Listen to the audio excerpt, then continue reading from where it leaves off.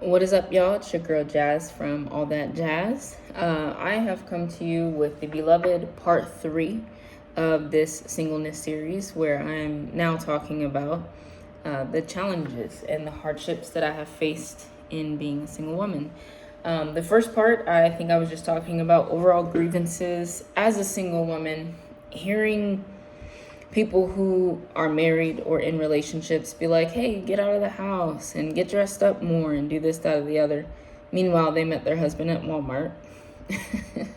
And then the second part of it was really talking about the toll that I think romantic relationships have taken on a lot of the women that I know personally, and just the joys that have come with being a single woman. Not disparaging marriage or relationships, but just the joy that comes with being single and the peace overall.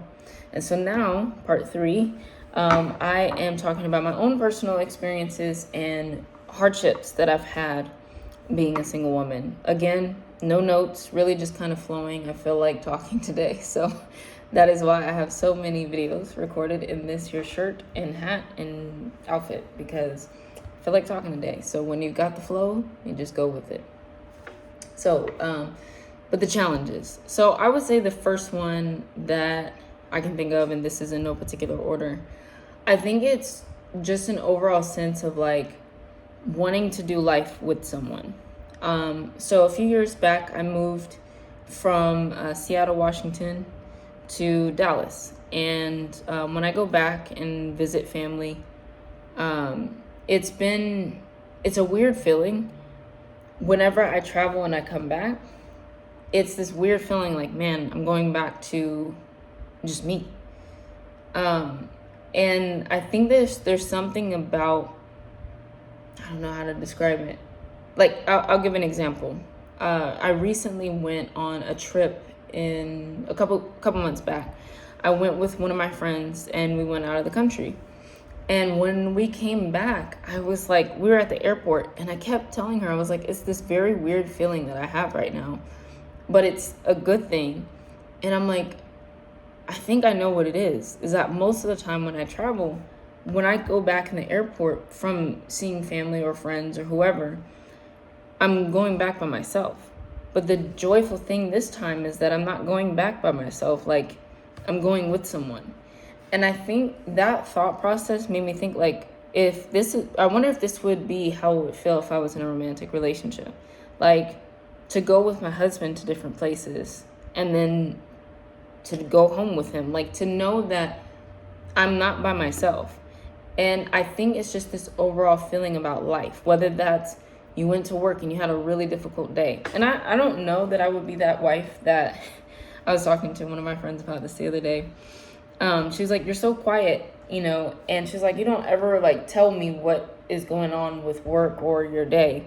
Like if she'll ask me, hey, how was your day at work? And I'm like, it was fine. Like, it's over with now. Unless there's really something that big or pressing that happened. Most of the time, I'm not the type to come home from work and want to talk to friends and be like, yeah, and so and so said this, and this really bothered me. And I'm like, I'm glad it's over with. But so I told her, I was like, yeah, I don't think that I would be the type of wife that would come home from work and tell my husband every detail of what happened throughout the workday. But I told her, I was like, but I think instead it'll be more of, I want to tell him my thoughts. Like, I want to talk about things that I'm talking about in my videos. Stuff that actually matters to me. Day-to-day stuff that happen at work is not really that big of a deal. But I think it's just the idea of having someone that you share life with, share your thoughts with, you share common goals with, and just an overall sense of, I'm doing life with someone. And I think that that's one of the hard things as a single, is that whether it's in this current stage of your life, you're doing it by yourself. You may have people around you, a friend here, a friend there, a family member, who is like rooting you on as you try and start your own business, or I don't know, is glad for you that you're going back to school. But as far as having someone that's like in the trenches with you, you don't have that. And I think that can be hard sometimes. I remember a few years back, I ended up, what is it called? Getting really sick. And come to find out, I had what the doctor called post-infectious IBS syndrome. And I ended up getting like severely sick. It took me a really long time, like several years to recover and to heal from that. And it was a very scary time. It was scary health-wise, because I could not tell. I'm like, when am I going to get better? It was scary as far as my faith goes. It was scary as far as like finances goes. It was scary in every respect. It was a very overwhelming time of life. And I think that was when I actually desired to be in a relationship more than any other time in my life. Because I was just like, going through hardship is difficult in itself. I think it's really difficult when you're going through it by yourself. Now, I also understand for my married people out there who are going to be like, well, my husband wasn't there for me when this happened, or my wife didn't really support me in this hardship and this, that, or the other. And I think it can be made worse when you're in a relationship and you don't feel supported. I think that's even worse than being by yourself. But I do think that if you had the option to be in a relationship with someone who could, help provide financially while you heal in your body, or someone to pray with you and through what you're going through, when you feel support in any capacity, it's always easier than when you're going through it by yourself. So I think it's just whether that's the really exciting things in life or when it's the really hard things and you're suffering, it's just nice to go through life with someone and not be by yourself. And I think that's been a challenge as a single person. I think the other challenge I've faced as a single person is just kind of I'm going to speak for all singles when I say this, because I think every single can relate to this. It's not necessarily that you're single. It's wondering if you will ever not be single. I think there are so many singles when I say that hit them in their heart. They're like, that is exactly it. Because if I knew that in a year I was going to meet my husband and then, we'd be in an intentional relationship, date for a year, and then get married, there would be no stress, worry, or concern. This would be the most exciting year of my life if I knew that I was getting married in 1 year. I would travel to all the places, hang out with all the friends, stay up late at night, and enjoy to the fullness of what it means to be single if I knew that in a year my singleness would end. It's the fact that we don't know. That's what is challenging. Because it's like, well, I tried to live it to the fullness last year, but I'm still single. And I tried to be content 6 months ago, but I'm still single. And I went to the conference alone, and I went to the dinner by myself, and I went to the friends group, and I have been working on myself for years, and I'm still single. And I'm wondering, is this my portion? Or am I just not positioned? That's the question. Is this my portion? Or am I not positioned? And I think that wondering is what plagues a lot of single people. And so it's kind of like, even if you knew that you would always be single, there would be grief over that. You would have to mourn the idea, because I don't think most people ever have this mindset from like a young age, teenage years or older, that they will always be single. I don't think anyone thinks to themselves, I would be cool with that. I think you become okay with that. You weather yourself into it and say, I'm not going to waste my life being sad over something that I had always hoped would happen. Because and this is the thing, singleness, especially when you trust in the Lord, is unlike any other thing.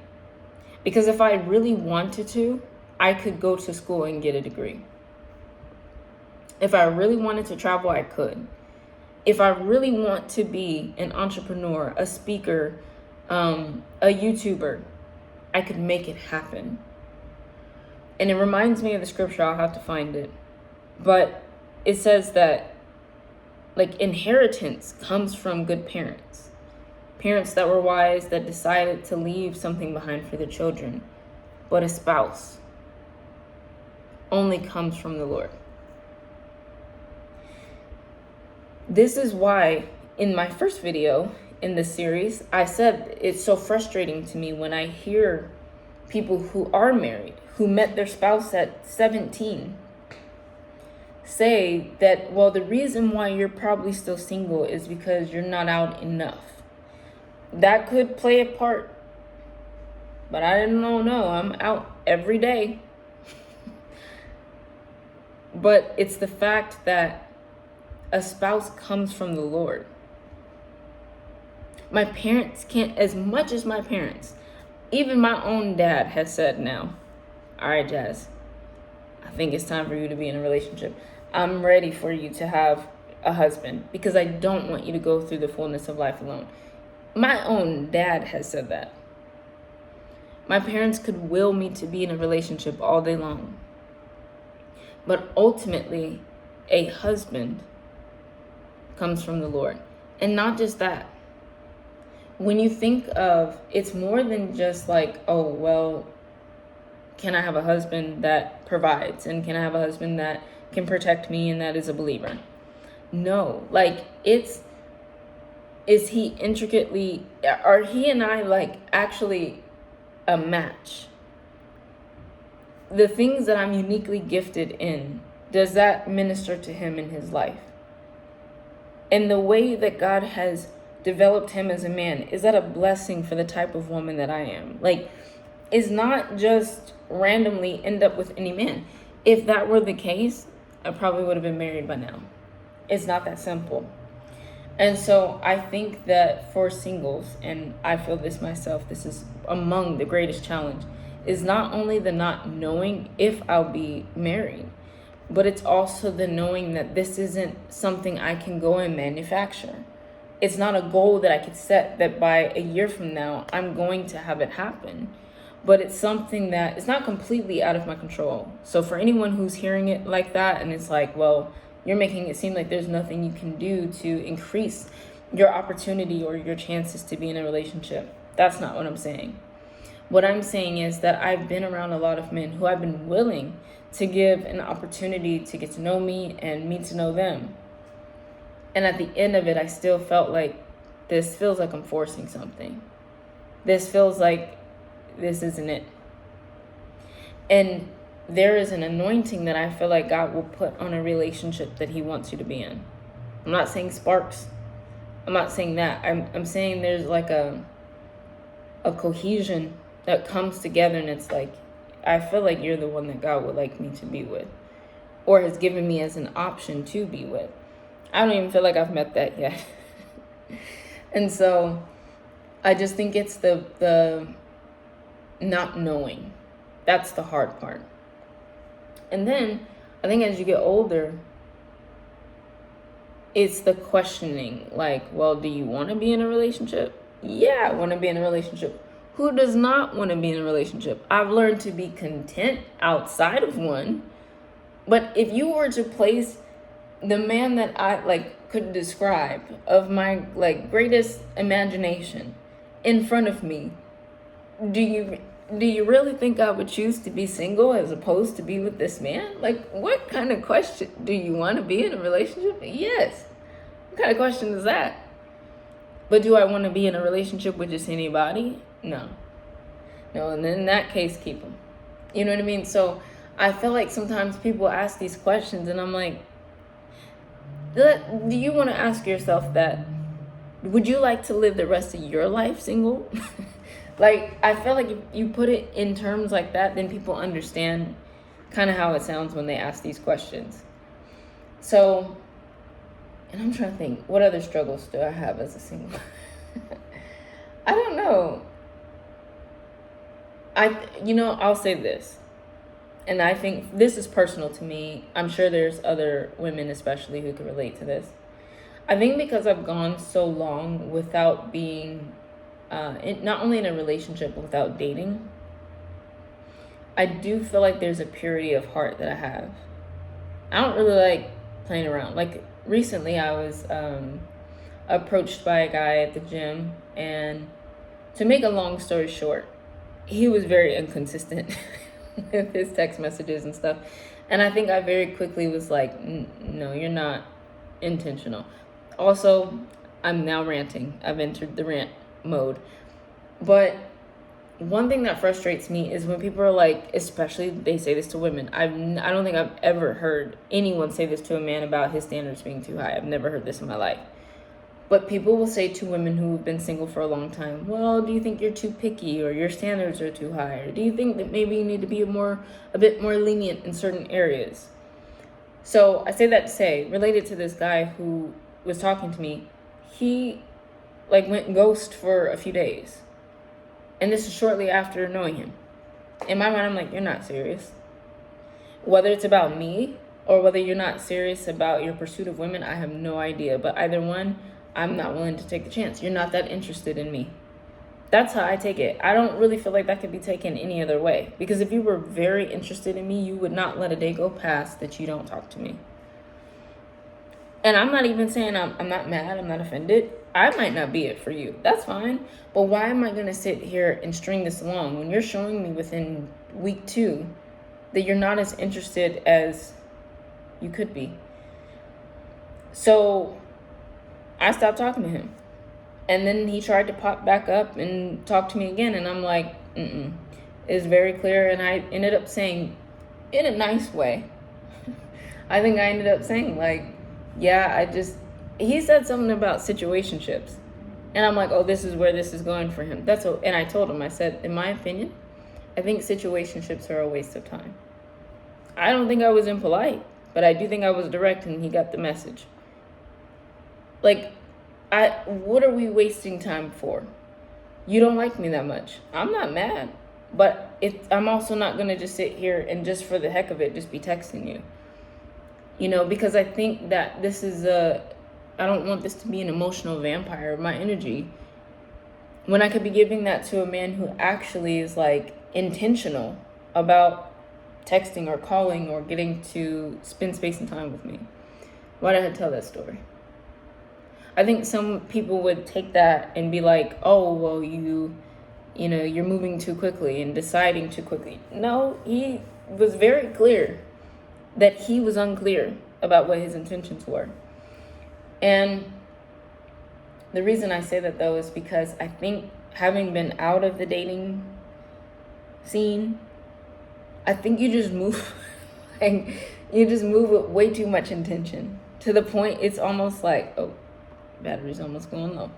But you just move with so much intention that it's like, look, I don't have time for the games. It's either you're serious or you're not.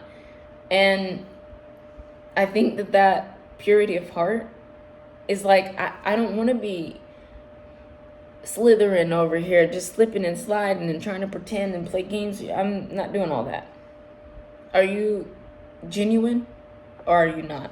And I think that's the other challenge sometimes, is that with the genuineness of heart, I feel like it can easily create a trap for men that want to play games. Like, I'm operating out of sincerity, and then now I feel like there are men who are just playing a game. And it requires a really strong sense of discernment and just prayerfulness to be like, God, will you protect me from men who have not only unclear intentions, but just men that just are not it. That's the best way that I can put it. So I think it makes it to where there's an emotional naivety that I don't think I necessarily have, but I think I'm moving into it with purity of heart and intention. And then I feel like I've encountered a lot of men who they're playing a game until they win a prize, and it's just it's an unfortunate situation to be in. So I don't know if there's anything else that I could think of off top that is just such a downside of being single, but I would say overall it's just that wondering, will this be my life? And kind of like, how do you keep hope alive when you look around you, you're like, I don't know about this. But at the same time, you don't want to become pessimistic or fearful, and you don't want to move out of what is the word? Like, you don't want to move hastily and lower your standards, but you also don't want to block your own blessing by being too picky. It's a rough balance. So, anyways, that should about cover up my rant for the day. And me talking about the challenges of what it means to be a single woman.